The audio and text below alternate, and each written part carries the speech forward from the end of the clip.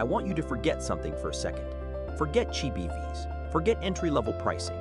Forget the idea that electric cars are only getting more affordable. Because something just showed up. And it's not trying to get cheaper. It's trying to prove why expensive EVs should exist. Welcome back to EV Price Wars. Buckle up, because this one doesn't undercut the market. It challenges it. Here's the uncomfortable truth. For years, electric cars have been improving fast. More range, faster charging, better technology. But at the same time, there's been a growing problem. Because as EVs got better, they also got more expensive. And eventually, that created a limit. Because no matter how advanced a car is, if it doesn't feel worth the price, it doesn't matter. And that's exactly the position Mercedes found itself in. So instead of going cheaper, they went all in. This is the Mercedes-Benz C-Class Electric. And at first glance, it doesn't look like a revolution. It looks familiar, controlled, almost predictable. And that's exactly why it matters, because this car isn't trying to shock you, it's trying to remove doubt. Now here's where things get interesting, because Mercedes didn't build this car to win on price. They built it to win on something far more difficult: justification.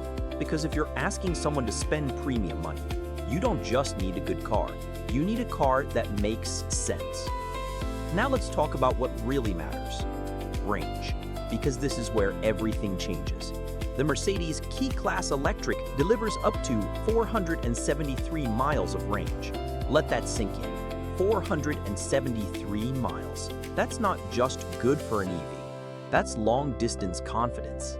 That's drive all week and still not think about charging. And here's where things get even more interesting, because it's not just about how far it goes. It's about how fast it recovers. Find a fast charger, and in just 10 minutes, you can add around 200 miles of range. 10 minutes. That's not EV charging anymore. That's convenience. And this is where the conversation starts to shift, because once range is this high and charging is this fast, the biggest arguments against EVs start to disappear. Now here's the part most people overlook. Mercedes didn't just focus on numbers.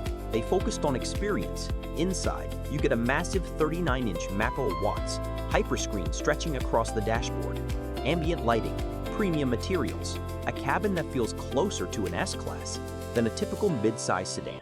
Because this isn't just about driving electric, it's about feeling premium while doing it. And performance? This is still a Mercedes. The top version delivers around 483 horsepower, 0 to 100 kilometers per hour in roughly 4 seconds. But here's the thing, it doesn't try to feel aggressive. It feels smooth, controlled, effortless. Because Mercedes isn't chasing excitement, it's chasing refinement. Now let's talk about the real question: price. Because everything we've talked about only matters if it feels worth it. And while official pricing isn't fully confirmed yet, this is expected to sit firmly in the premium range, not cheap, not even close. But this time, Mercedes isn't asking you to pay more for the idea of luxury. They're trying to deliver something that actually backs it up. And that's where the shift begins, because now the question changes. It's no longer, why is this so expensive? It becomes, is this finally worth it? And that's a much harder question to ignore. Now zoom out for a second, because this isn't just about one car. For years, the EV revolution has been driven from the bottom.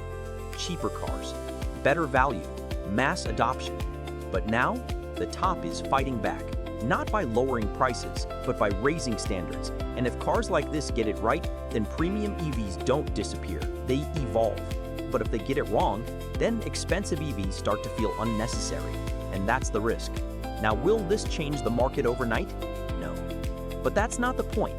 The point is, this might be the first time a luxury EV removes the biggest doubts: range, charging, and everyday usability. And when those disappear, the decision becomes much simpler. So let me ask you something. Honestly, if an electric car can go nearly 500 miles, charge in minutes, and still give you a premium experience, what exactly are you still waiting for? Is it price? Or is it just habit? And how long does that habit last? When the technology stops giving you reasons to delay?